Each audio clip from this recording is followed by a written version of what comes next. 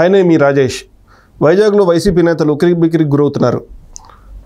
విజయసాయి రెడ్డి చేసిన దెబ్బకి చావు దెబ్బ తింటున్నారు. అనేక కేసులకి బలవుతున్నారు.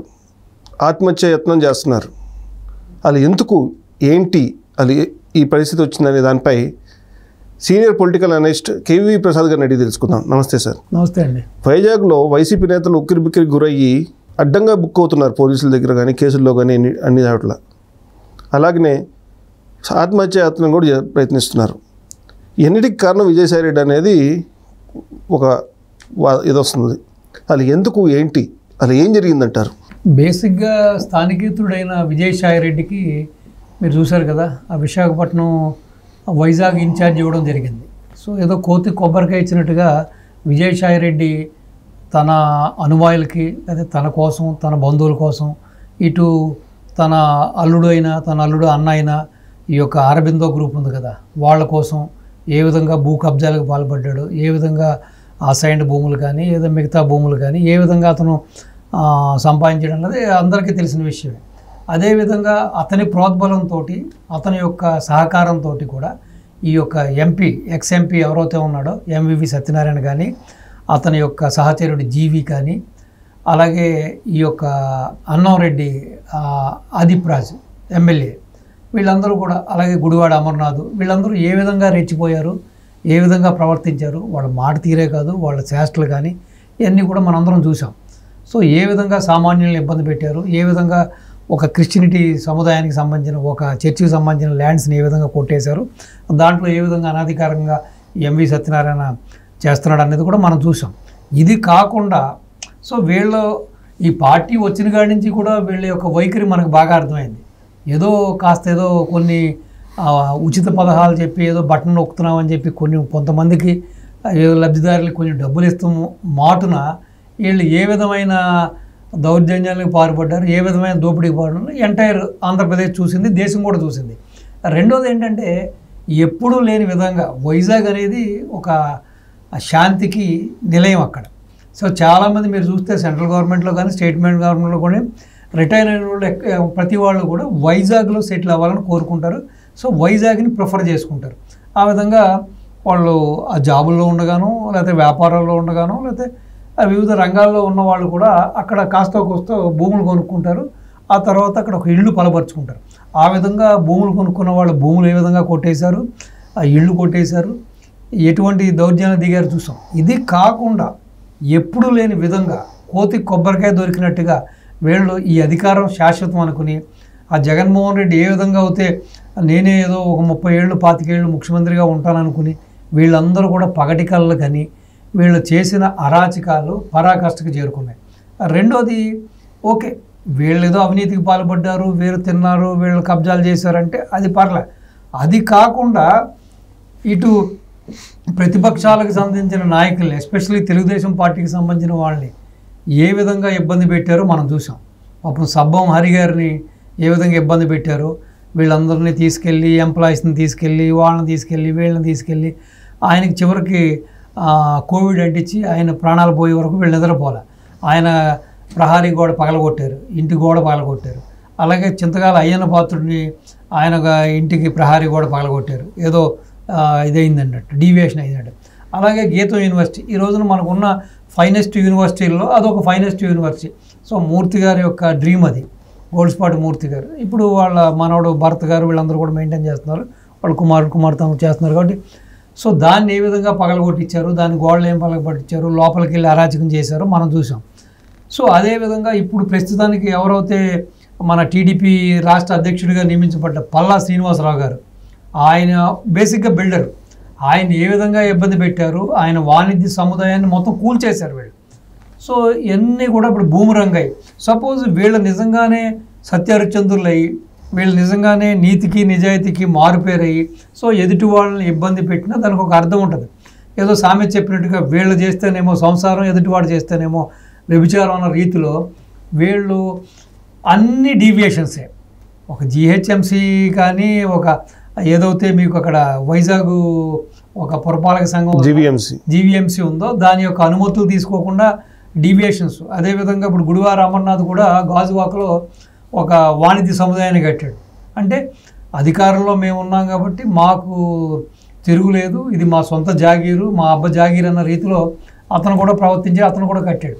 అక్కడ ఎటువంటి అనుమతులు లేకుండా కట్టాడు కాబట్టి అవసరమైతే ఇప్పుడు దాన్ని పూర్తిగా కూల్ చేసినా కూడా ఆశ్చర్యపక్కల. సో ఆ విధంగా ఇన్ని అన్యాయాలు అక్రమాలకి పాల్పడిన వీళ్ళు ప్రతిపక్ష నాయకులకు సంబంధించిన ప్రాపర్టీస్ని ఏ విధంగా ధ్వంసం చేశారో మనం క్లీన్గా చూసాం. సో ఇప్పుడు అవన్నీ కూడా బూమ్రాంగ్ అయ్యి వీళ్ళ పాలిటీ శాపాలు అయ్యి, ఎందుకంటే వాళ్ళు ఇబ్బంది పెట్టడమే కాకుండా వీళ్ళు చేసింది కూడా ఎక్కడ కూడా నామ్స్కి తగ్గట్టుగా చేయలేదు కాబట్టి ఇప్పుడు ఆల్మోస్ట్ చూసారంటే కొంతమంది మీద కేసులు బుక్ అయినాయి, ఆల్రెడీ బయటకు వచ్చి కొంతమంది ధైర్యంగా కేసులు ఇవ్వడం జరుగుతుంది. సో అదేవిధంగా ఇప్పుడు ఎవరైతే ఎక్స్ఎంపీ ఎంవివి సత్యనారాయణ ఉన్నాడో అతని యొక్క అనుచరుడు జీవి ఉన్నాడు, వీళ్ళందరూ కూడా ఆల్మోస్ట్ ఇప్పుడు అండర్ గ్రౌండ్కి వెళ్ళిపోయారు. సెల్ ఫోన్లన్నీ కూడా స్విచ్ ఆఫ్ చేసుకుని ఏదో క్యాష్ పిటిషన్ కోసమో లేకపోతే ఆ బెయిల్ కోసం ట్రై చేస్తూ ఉన్నారు.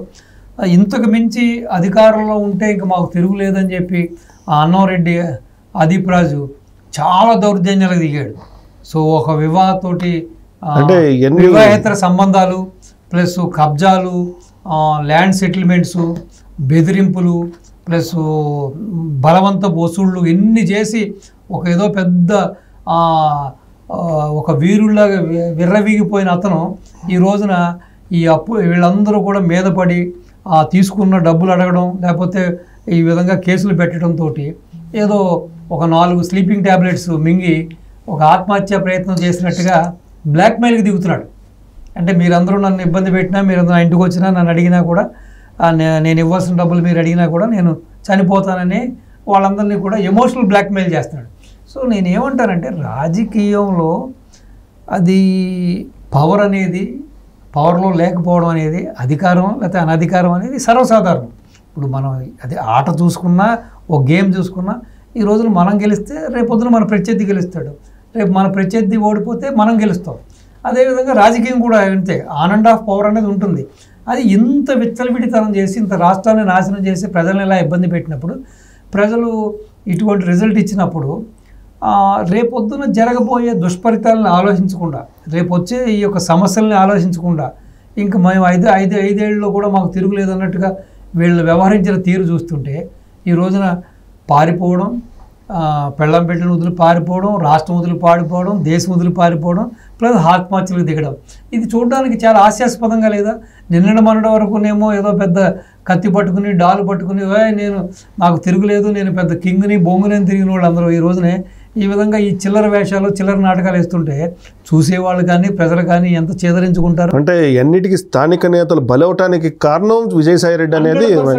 అంటే ఈ విషయంలో విజయసాయి రెడ్డి సేఫ్ అయిపోయాడు, అన్యాయంగా మేము అందరం బుక్ అయిపోతున్నాం అనే ఒక ఆవేదన కూడా చెందుతున్నారని ఒక సమాచారం. ఇప్పుడు నేను అదే చెబుతాను సార్. ఇప్పుడు మీరు చూస్తే కూడా గ్రామాల్లో చూసినా, లేకపోతే అది పంచాయతీల్లో చూసినా, లేకపోతే రాష్ట్ర వ్యాప్తంగా చూసినా, నగరాల్లో చూసినా కూడా ఎవడైతే జగన్మోహన్ రెడ్డిని, ఎవడైతే వాళ్ళ ఎమ్మెల్యేని, ఎవడైతే వాళ్ళ ఎంపీని, ఎవడైతే వాళ్ళ మినిస్టర్ని చూసుకుని ఈ విధంగా గొడ్డలు చించుకున్నారో వీళ్ళందరికీ రేపొద్దున ఒళ్ళంతా చించేస్తారు.